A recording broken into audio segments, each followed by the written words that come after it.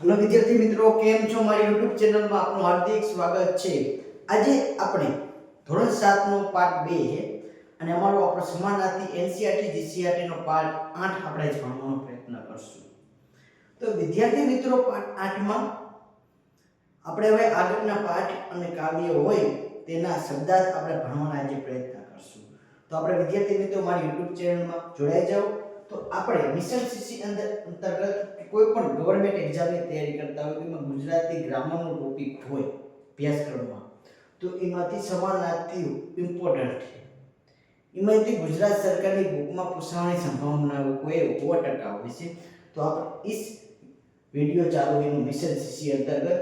તો આપણો અત્યારે પાઠ કેટલામો છે? અને આગળ હાથ થઈ ગયા પાઠ આપણો 8 નંબરનો છે. કેટલાનો? 8 નંબરનો વિડિયોનો NCERT GCERT નો. તો વિદ્યાર્થી મિત્રો, એમાં અવિરામ યુદ્ધ ધૂમકેતુની છે. તો એમાં જે આવેલા શબ્દ છે એ આપણે ભણશું. જેમ કે અતળ. અતળ એટલે કે ઊંડું તળિયા વિનાનું. એટલે અતળ, તળ, તળિયા વિનાનું. ઊંડું અને તળિયા વિનાનું. ઊંડું અલગ અને તળિયા વિનાનું એને અતળ કહેવામાં આવે છે. બીજું કે પ્રચંડ. પ્રચંડ એટલે કે ભયંકર, બિહામણું, ડરામણું અને પ્રચંડ કહેવામાં આવે છે. તુમુલ એટલે પણ પ્રચંડ થાય છે. બીજું કે મીટ એટલે કે નજર અથવા દ્રષ્ટિને મીટ કહેવામાં આવે છે. મીટ એટલે કે નજર અને દ્રષ્ટિ. વિદ્યાર્થી મિત્રો, મીટ એટલે કે નજર અથવા દ્રષ્ટિ પરીક્ષામાં આ પૂછાય છે. મીટ આઈએમપી પ્રશ્ન મીટ. તુમુલ એટલે આ પરીક્ષા વિદ્યાર્થી મિત્રો પૂછી ગયો હોય. તુમુલ એટલે કે ભયંકર અને પ્રચંડ એટલે પણ ભયંકર થાય છે. પણ આમાં શું ખખ્યા છે વિદ્યાર્થી મિત્રો? આ મોસ્ટ આઈપી માટે કે તુમુલનો જોડણી પૂછાઈ ગઈ હતી વિદ્યાર્થી મિત્રો. જોડણી માટે પણ તુમુલનું જોડણી યાદ રાખજો વિદ્યાર્થી મિત્રો. તુમુલ બેને હસવું આવશે તું અને મુનું. બીજું કે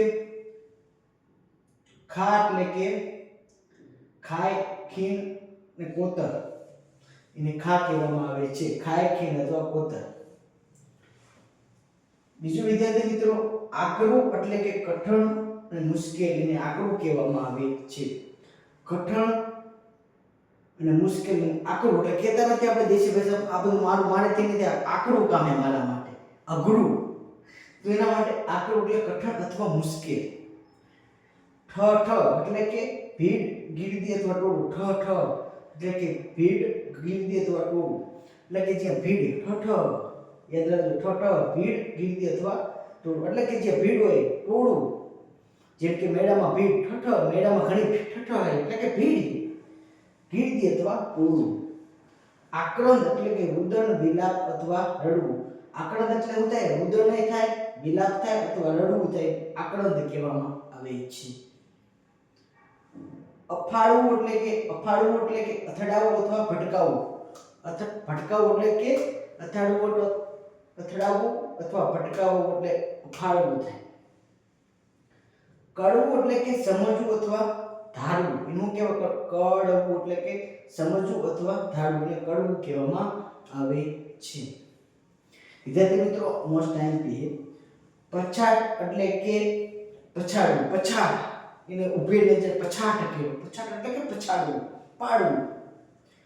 વ્યર્થ, નકામું, બિનઉપયોગી. વ્યર્થ એ મારા માટે વ્યર્થ છે. વ્યર્થ એટલે કે નકામું અથવા બિનઉપયોગીને વ્યર્થ કહેવામાં આવે છે. આ વિદ્યાર્થી મિત્રો મોસ્ટ આઈએમપી કે વ્યર્થ એટલે કે નકામું અથવા બિનઉપયોગી.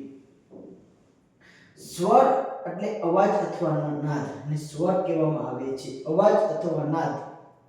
નાદ એટલે પણ સ્વર થાય, અવાજ એટલે પણ સ્વર થાય છે. ઘેલછા એટલે કે ગાંડપણ. ઘેલછા એટલે શું થાય? ગાંડપણ. ગાંડપણ જેવો છે ને, કે ખબર જ ન પડતી. ઘેલછા એટલે એને ઘેલછા કહેવામાં આવે. મચ્છવા, માછલી ઉપરથી મચ્છવા કોઈ બન્યો, તે તળપદો શબ્દ છે એટલે માછીમાર થાય. મચ્છવા એટલે કે માછીમાર. આહવાન, આમંત્રણ, બોલાવવું અથવા પડકાર. આહવાન કર્યું, આહવાન. આમંત્રણ, બોલાવવું અથવા પડકાર, એને આહવાન કહેવામાં આવે છે. આમંત્રણ આપવું, આહવાન આપવું. હરી ઘરે આવો ને લોકગીત છે. તો એમાં મેડી એટલે કે નાનો માળ, ઉપર ધાબા ઉપર કે નાનો માળ હોય એને મેડી કહેવામાં આવે છે. ઢોલિયો એટલે કે ખાટલો અથવા પલંગ, એને ઢોલિયો કહેવામાં આવે છે. આ ઢોલિયો, ખાટલો અથવા પલંગ, આ ગામડા ઢોલિયો કહેતા હોય, ગામડા ભાષાનો શબ્દ છે. ઢોલિયો એટલે કે ખાટલો અથવા પલંગ, એને ઢોલિયો કહેવામાં આવે છે. બીજું છે રત્ન ભોજનના મનુભાઈ પંચોળી, જે દર્શક નામથી જાણીતા. તેમનો જન્મ થયો છે મોરબીના પંચાસિયા ગામે. મનુભાઈ પંચોળી નામથી ને પંચોળી એટલે ગામના નામ પરથી કરી. અને બીજું કે મનુભાઈનો થોડુંક આપણે મહત્વ જેઠો પિતા જાણી રે, એ મનુભાઈની એક પંક્તિ છે. એના સિવાય કે સોક્રેટિસ નવલકથા પણ મનુભાઈ પંચોળીએ લખેલી છે. બરોબર. આ એમાં જે જો શબ્દો છે આપણે જોઈ કે શબ્દ આભા એટલે કે તેજ, આભા એટલે કે તેજ, આભા એટલે કે તેજ, આ મોસ્ટ ટાઈમ. રજત એટલે કે રૂપું અથવા ચાંદીને રજત કહેવામાં આવે છે. રજત એટલે રૂપું અથવા ચાંદી. બોલો વિદ્યાર્થી મિત્રો, જે જોતા હોય બોલો રજત એટલે રૂપું અથવા ચાંદી. અથવા ચાંદી માર્કેટમાં બહુ શેર બજારમાં ધબાધબી બોલાવે એટલે પૂછાઈ શકે રજત એટલે રૂપું અથવા ચાંદી. બીજું કે પાદ ત્રાણ એટલે પગરખું. પાદ એટલે કે પગ, એનું ત્રાણ એટલે કે માં રાખવાનું, પગમાં રાખવાનું એટલે પગરખું. પાદ ત્રાણ એટલે કે પગરખું. મોસ્ટ ટાઈમ વિદ્યાર્થી મિત્રો, પાદ ત્રાણ એટલે પગરખું. અડવાણા, અડવાણા એટલે કે ઉઘાડા પગે. ઉઘાડા પગ હોય, પહેરું જ ન હોય એટલે અડવાણા કહેવાય. અડવાણા એટલે કે ઉઘાડા પગે. ઓલો છોકરો અડવાણા જાય છે, ઓલો છોકરો અડવાણા જાય છે, તાર આવો ભયાનક તડકામાં અડવાણા જાય છે છોકરો, એને માંદો પડશે એટલે કે ઉઘાડા પગે જાય છે. પોખરાજ એટલે કે પીળા રંગનું એક રત્ન. પોખરાજ મોસ્ટ ટાઈમ વિદ્યાર્થી મિત્રો શબ્દ સમૂહ માટે પૂછાઈ શકે કે પીળા રંગનું એક વસ્ત્ર, પીળા રંગનું એક રત્ન. પીળા રંગનું એક રત્ન એટલે કે પોખરાજ. વિદ્યાર્થી મિત્રો શબ્દ સમૂહ માટે એક પ્રશ્ન પૂછાઈ શકે કે પીળા રંગનું એક રત્ન એટલે કે પોખરાજ. બીજું કે જડસુ, અક્કલ વિનાનું અથવા જડ. વિદ્યાર્થી મિત્રો મોસ્ટ ટાઈમ 3 સ્ટાર. જડસુ એટલે કે અક્કલ વિનાના અથવા જડ, એને જડસુ કહેવાય. જડ બુદ્ધિનો કે ખબર જ ન પડતી જડસુ એ આમ કીધું તો માયનો ને જડસુ, જડ એના ઉપર જડસુ પડે. જડસુ એટલે અક્કલ વિના અથવા જડ. બીજું કે સૂત્ર એટલે અર્થથી ભરેલું વાક્ય. આ શબ્દ સમૂહ માટે એક શબ્દ મેં લીધેલો, કારણ કે શબ્દાર્થમાં અમુક શબ્દ સમૂહ માટે એક શબ્દ પણ પૂછાયેલા લખેલા હોય, તો આ શબ્દ સમૂહ માટે પૂછાઈ શકે કે અર્થથી ભરેલું વાક્ય એટલે કે સૂત્ર. બીજું કે પુણ્ય પ્રકોપ એટલે કે પાપ કે અન્યાય સામેનો ક્રોધ, એને પુણ્ય પ્રકોપ કહેવામાં આવે છે. પાપ કે અન્યાય સામેનો ક્રોધ એને પુણ્ય પ્રકોપ કહેવામાં આવે છે. બીજા મીરાબાઈ, રાજસ્થાનના મેડતાના. વાગે છે રે વાગે, એમનું એક ગીત છે. તો એમાં જે આવેલા છે શબ્દ એ આપણે ભણવાનો પ્રયત્ન કરશું. નાદ એટલે કે અવાજ અથવા રવ. સ્વર, નાદ, અવાજ, રવ, ઘણા બધા શબ્દો છે. નાદ એટલે કે અવાજ અથવા રવ. દાણ એટલે કળ અથવા જકાત, એને દાણ કહેવામાં આવે છે. દાણ, કળ અથવા જકાત. પહેલાના સમયમાં રાજાઓ કળ અથવા જકાત લેતા હતા, એને દાણ કહેવામાં આવતું હતું. દધી એટલે કે દહીં. મોસ્ટ ટાઈમ વિદ્યાર્થી મિત્રો દધી એટલે કે દહીં. દધી એટલે શું થાય વિદ્યાર્થી મિત્રો? દહીં. બીજું કે જરકસી એટલે કે કસબી, કસબના ભરતવાળું. જરકસી એટલે કે કસબી અને કસબના ભરતવાળુંને જરકસી કહેવામાં આવે છે. ગિરિધર એટલે કે શ્રી કૃષ્ણ. વિદ્યાર્થી મિત્રો બધાને ખબર છે ગિરને ધારણ કરનારો કૃષ્ણ ભગવાન, કાળિયો ઠાકર, દ્વારકા વાળો નાથ, જેને ગિરિધર કહેવામાં આવે છે, શ્રી કૃષ્ણ. પણ આપણા માટે પરીક્ષામાં ઇમ્પોર્ટન્ટ શું છે ગિરિધરમાં? એક પ્રશ્ન આમાંથી પૂછાઈ શકે, ધારણ કરનાર કયો છે? આનો સમાસ તમારે મને કોમેન્ટ બોક્સમાં આપવાના વિદ્યાર્થી મિત્રો. જે મારો વિડિયો જોતા હશે તે ગિરિધરનો સમાસ મને કોમેન્ટ બોક્સમાં આપવાનો છે. અને બીજું કે ગિરિધરનું જોડણી પરીક્ષામાં પૂછાઈ ગયેલી છે. યાદ રાખજો વિદ્યાર્થી મિત્રો, ગિરિધરની જોડણી બને હસ્વ આવશે, ગી અને રી, અને ધર, ગિરિધર બને રસ્વ ઈ આવશે. બીજો કે સરહદની સફરે ડોક્ટર પૂર્ણિમા ભાડેસિયા. જીમનો પાઠ છે એમાં આપણે જોઈ કે પંચાત એટલે કે આગળ પંચાત એકવાર આવી જોઈએ વિદ્યાર્થી મિત્રો. ઉવા પુવા પો અને ભાંજગઢ મુશ્કેલી ગૂંચવાડો બધા પંચાત કહેવામાં આવે છે.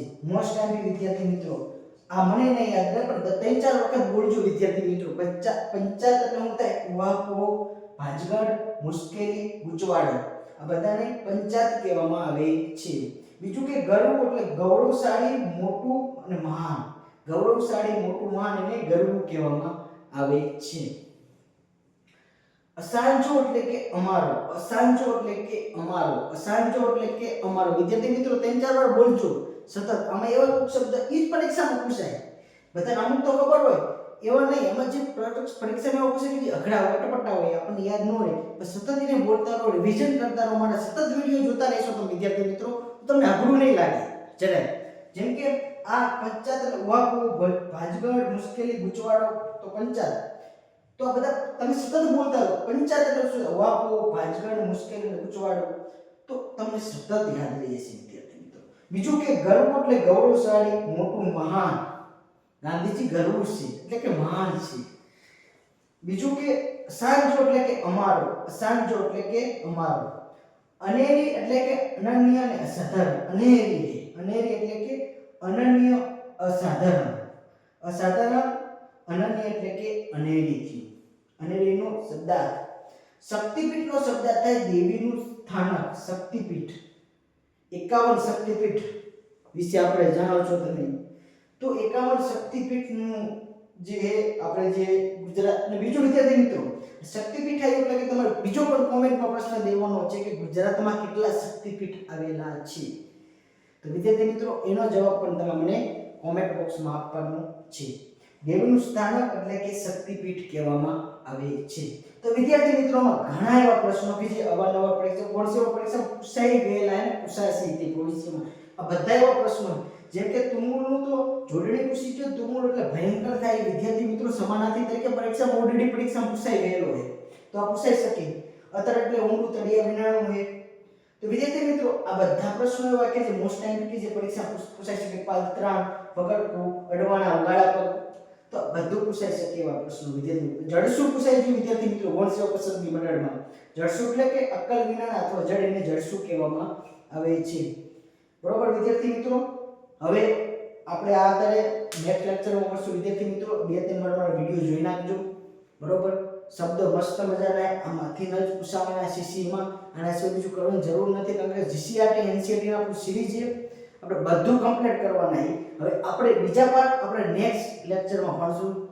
બરોબર. જય હિન્દ જય ભારત.